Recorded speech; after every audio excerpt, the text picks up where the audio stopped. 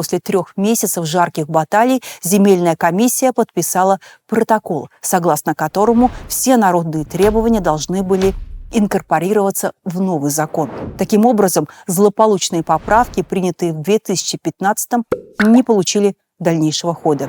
Был подготовлен законопроект о продлении моратория на аренду еще на 5 лет, то есть до 2021 года. На тот момент это было огромное достижение, учитывая тот прессинг, который оказывал режим.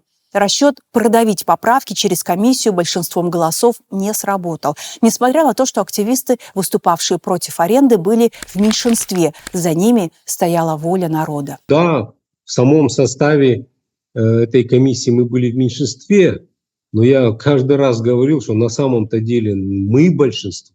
Это просто в комиссии мы меньшинство. Мы всегда говорили, что если мы до осени вопрос не решим, нам придется осенью опять выходить на площади и организовывать митинги. То есть мы не отступимся. По истечении 5-летнего срока моратория в 2021 году была создана еще одна земельная комиссия, которая уже окончательно и бесповоротно решила спорный момент.